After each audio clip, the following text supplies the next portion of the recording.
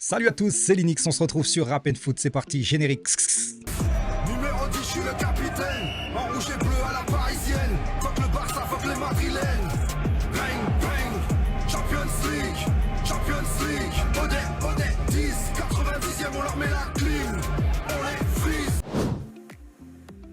Voilà, bienvenue sur Rap & Foot. Si t'es encore là, c'est que t'apprécies le contenu, donc je t'invite tout de suite à mettre ton like directement au début de la vidéo. Et on attaque tout de suite le croustillant. Dans cette vidéo, on va détailler le mercato qui arrive très prochainement. Vous le savez, on a de nombreux blessés et il va falloir malgré tout continuer à gagner des matchs, à engranger des points dans toutes les compétitions possibles. C'est pourquoi ce mercato hivernal est tant attendu par nous, supporters du Paris Saint-Germain. Je vais tout simplement vous parler de 9 profils dont le PSG aurait sondé les agents ou les clubs intéressés. Et vous allez voir qu'il y en a pour tous les goûts. Je n'ai pas attaqué la partie gardien de but. Cependant, d'ici le mercato d'été, il nous faudra retrouver une piste sur ce poste car, vous le savez, Safonov aurait demandé son départ. Nous, on va s'intéresser aux 3 lignes défensifs, milieu de terrain et attaquant. Et vous allez voir qu'il y a des noms ronflants et d'autres moins. C'est parti, on attaque directement avec une piste relancée du côté du Portugal. Il s'agit bien entendu de Rodrigo Moura. Et Vitinha aurait fait en interne l'éloge de son coéquipier en sélection. Si tu cherches un game changer, c'est lui que tu dois recruter. Il aurait glissé ça à l'oreille de Luis Campos, qui le connaît déjà très bien, mais poussé par la candidature par Vitinha lui-même. Donc, on le sait, du côté de Porto, en début de saison, il a été quasi au clash avec son club, mais depuis, il a quand même réintégré l'effectif et il joue, mais pas tous les matchs et non pas toujours titulaire. Cependant, vous le savez déjà, c'est un très jeune joueur de 18 ans, une vraie pépite. Beaucoup de supporters le veulent et le PSG a eu bien raison d'attendre et de ne pas se précipiter l'été dernier parce que au mercato hivernal, il se pourrait qu'il soit négociable à hauteur de 40 millions, chose qui était de 70 l'été dernier. Donc si c'est pour attendre quelques mois et déjà faire un rabais de quasi 50%, on a eu raison d'attendre. Rodrigo Moura est un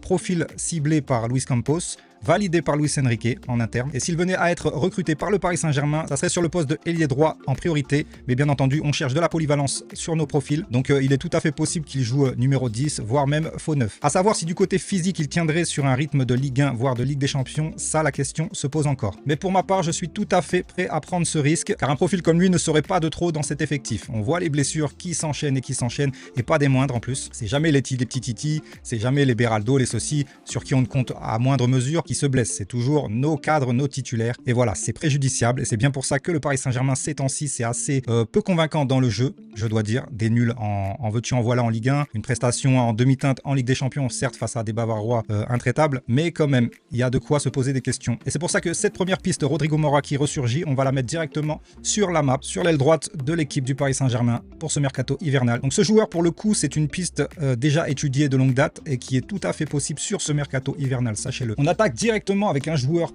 au nom peu ronflant, vous ne le connaissez certainement pas. Il s'agit d'un joueur russe associé au Paris Saint-Germain ces derniers jours. Il s'agit d'Alexei Batrakov, un joueur du Lokomotiv de Moscou, en contrat avec ce club jusqu'en juin 2029. C'est un milieu de terrain ultra prometteur selon les spécialistes et ça m'étonnerait que vous le connaissiez d'ailleurs. Il y a très peu de youtubeurs qui en parlent actuellement, mais c'est une piste étudiée par Luis Campos lui-même. Alors là, on peut se dire un russe, alors qu'on essaye de se débarrasser déjà de notre gardien qui ajouterait complications au cas Zabarny, mais on n'est pas là pour faire de la géopolitique, comme je l'ai toujours dit, on est dans le sportif et ce joueur est une pépite d'actuellement 20 ans, donc tout est à relativiser bien entendu, mais il est sur d'énormes perfs actuellement avec son club. Entre les buts mis et les passes D, c'est un joueur titulaire à son âge dans ce club. Il est pisté par tous les plus grands clubs européens actuellement. Donc vous ne le connaissez pas, mais retenez bien son nom, Batrakov, qui à mon avis, dès l'été prochain, atterrira dans une grosse écurie européenne. Donc on va se le positionner directement sur la map. C'est un milieu de terrain, on l'a dit. Batrakov, on va le placer. C'est un numéro 10, on va le placer. Voilà, nouveau joueur du Paris Saint-Germain, si ça se fait. Il devrait évoluer dans ces eaux-là. On enchaîne directement avec 2 joueurs que vous connaissez absolument par cœur. Il s'agit de la paire Konaté ou Upamecano. Les rumeurs se sont relancées. Vous savez que ces 2 joueurs sont en fin de contrat en juin prochain. Vous vous dites bien qu'avant une Coupe du Monde, ces 2 joueurs auront réglé leur sort, que ça soit avec leur club respectif ou tout simplement un transfert. Les 2 joueurs sont déjà en pourparlers. Le Paris Saint-Germain est intéressé et les 2 joueurs ne sont pas contre une venue au Paris Saint-Germain. Même si tout le monde annonce Konaté que ça serait son rêve de rejoindre le Real Madrid, j'en suis pas si sûr, sincèrement. Et Upamecano qui aurait un pourparler, un accord verbal avec le Real aussi. C'est absolument du flan tout ça. Ce n'est pas parce que tu as un accord verbal que tu as une signature acquise. Forcément, c'est un jeu d'agent. Tous les joueurs se mettent d'accord sur un potentiel contrat avec 3, 4, 5 clubs, voire de sorte à ce que les choses aillent vite lorsque la décision est prise. Donc tout simplement, c'est très bien qu'il ait eu un accord verbal avec le Real Madrid. Cependant, le Paris Saint-Germain est bien dessus. Upamecano, je vous rappelle, que c'est un grand ami de Ousmane Dembélé. Ils ont grandi à Évreux ensemble. Et en parlant des deux joueurs-là, que ce soit Konaté ou Upamecano, qui ont aussi joué ensemble à Leipzig. Donc voilà, pourquoi pas faire la paire de l'équipe de France au sein du Paris Saint-Germain. Pour moi, je vous le dis clairement, un des deux signera l'été prochain au Paris Saint-Germain. Je penche plus sur un Upamecano, mais Konaté est tout à fait plausible aussi. L'un des deux, en tout cas, serait la bienvenue dans l'effectif parisien. On va pas s'en cacher, on ne crache sur aucun des deux joueurs. Et je vais les mettre directement au sein de la charnière. Donc il faut dire qu'ils jouent sur les deux mêmes postes. Mais Upamecano, vas-y, on va le tester à gauche. Et on va placer Konaté à droite. Même si pour moi, je vous le dis, pour moi, Marquinhos ne fera pas l'année de trop. Et s'en ira, je pense, l'été prochain. Donc savourons encore tous ces moments, malgré qu'il ait fait cette bourde contre le Bayern de Munich.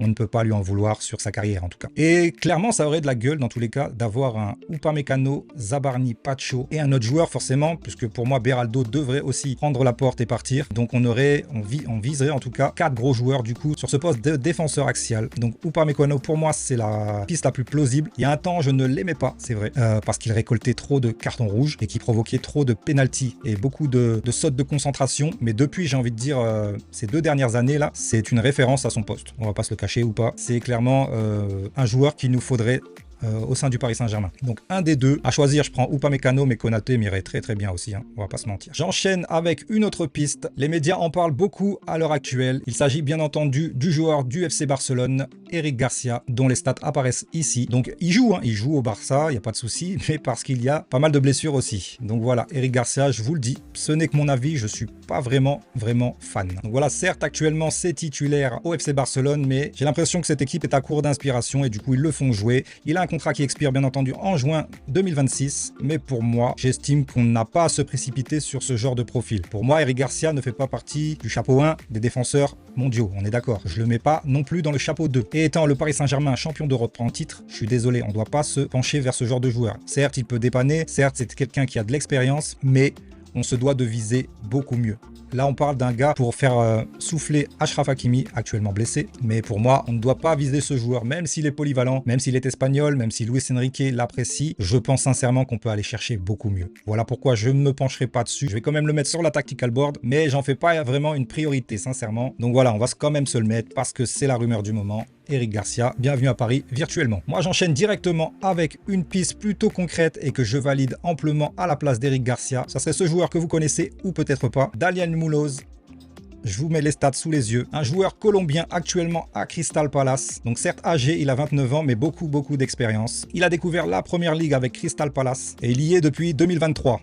Sincèrement, très bon joueur. Il performe en première ligue. C'est un joueur ultra régulier et moi, je valide cette piste plutôt que Eric Garcia. Il a une valeur marchande à 25 millions. Et d'ailleurs, pour Garcia, c'est ce que demanderait, admettons, le Barça pour le lâcher, même à 6 mois de la fin de son contrat. Donc autant aller sur une piste qui performe en première ligue. Il y a plus de garanties avec Daniel Munoz, international colombien, qui joue en Belgique avant de venir à Crystal Palace. Et vous connaissez Crystal Palace, c'est l'équipe surprise en Angleterre qui tape assez régulièrement des équipes comme Liverpool, comme Chelsea. Donc voilà. Il a sa part de mérite dans cet effectif et c'est aussi un joueur polyvalent, capable de jouer piston droit ou latéral droit comme en équipe nationale de Colombie. Donc dites-moi en commentaire si vous connaissez bien ce joueur. En tout cas, moi je me rappelle de quelques très bons matchs qu'il a fait, notamment quand je regarde certains matchs d'EPL et je valide plus que sur cette piste. Daniel Munoz au Paris Saint-Germain, on dit oui et on va le placer directement sur la map. Voilà, donc c'est plutôt côté droit, mais il peut jouer aussi piston, donc je vais le placer ici. J'enchaîne directement avec une piste à nouveau défensif, ça serait du Antonio Silva qui ressurgit, parce qu'on parle beaucoup effectivement d'un départ très bientôt de Lucas Beraldo, et ça serait le remplaçant choisi par Luis Campos, du moins. Luis Enrique n'a pas encore fait son choix, mais Luis Campos privilégie cette piste, qui serait à moindre coût du coup. On l'a pisté depuis quelques années déjà, on était déjà dessus il y a 2-3 ans, donc là il n'y a même plus d'histoire de clause. Il me semble que pour 30-35 millions, on peut le dénicher du Benfica. C'est un très bon défenseur, mais cependant ça ne serait pas du tout ma piste prioritaire. Cependant, je ne peux pas refuser un tel joueur. C'est un international portugais, donc l'adaptation serait assez facile pour lui. Et sincèrement, si c'est juste pour switch avec Beraldo, je préfère bien entendu Antonio Silva. Donc voilà, directement, je vais le placer. Antonio Silva, du coup.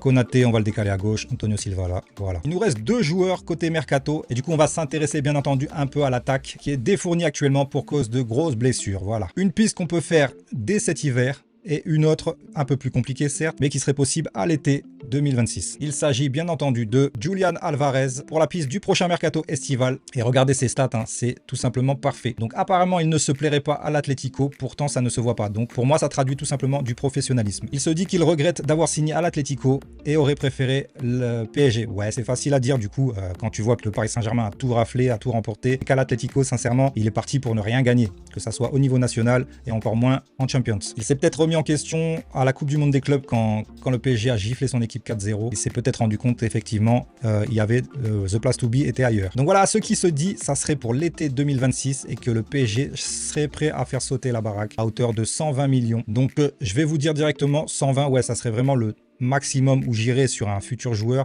mais Julian Alvarez, on sait qui il est. Quelle équipe refuserait Julian Alvarez? City s'en mord les doigts eux-mêmes. Donc oui, bien évidemment qu'on dit oui à Julian Alvarez en pointe de notre attaque, en rotation avec Dembélé qui pour moi ne fera pas de vieux os, je répète, au Paris Saint-Germain. Malgré son ballon d'or, j'estime que Julian Alvarez serait plus amène à occuper ce poste et à rendre fou les défenses adverses avec un Dembélé de retour sur le côté droit. En tout cas voilà, ça se joue avec le Barça apparemment. Barcelone ou Paris Saint-Germain pour Julian Alvarez l'été prochain. Autant dire que déjà financièrement, on a 2-3 mondes d'écart. Si ça se joue sur ce point-là, le Barça ne pourra pas aller débaucher un Alvarez qui a signé il y a à peine un an. Il lui reste 4 ans de contrat à l'Atlético. L'Atlético, bien entendu, en plus, préférera le vendre à un club étranger plutôt qu'à un rival en Liga. Donc clairement, c'est mal engagé pour le Barça. Même s'il libère la masse salariale avec Lewandowski, il y a quand même un transfert à honorer et il est onéreux. Donc on va oublier la piste Barcelone. Pour moi, Julian Alvarez n'a d'autre choix que d'aller au Paris Saint-Germain ou pourquoi pas au Bayern de Munich, parce qu'il y a Harry Kane qui dispose d'une clause à l'été prochain à 65 millions pour aller voir ailleurs. Donc ça serait moins onéreux pour le Barça. Harry Kane a déjà dit qu'il aimerait bien goûter à la Liga. Donc voilà, est-ce que le switch peut se faire dans ce sens? Je sais pas. J'espère en tout cas qu'on se positionnera, même si ça ne se fait pas. J'espère au moins qu'on est sur ce genre de joueur pour le mercato. On revient directement. Je vais placer Alvarez directement après sur la carte, juste après vous avoir parlé de ce joueur. Et peut-être que vous ne le connaissez pas ou que vous ne le connaissiez pas, mais si vous regardez la Champions League, il a performé mercredi dernier. Il a rendu fou la défense du Barça. Je veux parler bien entendu de Carlos Forbes. Regardez ses stats. Ce joueur ne vous dit peut-être rien, mais c'est bien lui qui a rendu la défense du Barça incompétente face à ce joueur. Bravo à lui, parce qu'avec Bruges, il fait des merveilles. Au niveau statistique, il est là, il est imposant, il est jeune, il est portugais. Donc voilà, vous faites le lien directement et le Paris Saint-Germain s'est positionné, bien entendu, sur ce joueur. Et ils auraient clairement tort de s'en priver. Carlos Forbes, 21 ans, il prendra 22 en mars prochain. Une valeur marchande d'à peine 10 millions d'euros, donc c'est que dalle. Vous l'arrachez au FC Bruges pour 20-25 à tout casser. Et c'est quelqu'un qui n'a pas peur, qui est monstrueux en attaque. Donc voilà, c'est quelqu'un qui joue actuellement avec les moins de 21 du Portugal. Au niveau de la sélection, c'est quelqu'un qui a été formé à Manchester City. City n'en a pas voulu à l'été 2022. Il a du coup été à l'Ajax. Il a continué sa formation avec les jeunes de l'Ajax avant d'évoluer un an à Wolverhampton et d'être acheté cet été par le club Bruges qui a fait un top transfert. Ils l'ont eu à 6 millions s'il vous plaît. Carlos Forbes, pour moi, est un joueur, bon certes pas du niveau de Julian Alvarez, mais c'est un jeune prometteur et à développer sous la patte de Luis Enrique. Il ferait des dingueries. Je vous le garantis, Carlos Forbes va faire très très mal aux défenses dans les futures années. Donc voilà, on va mettre tout ça sur la maps.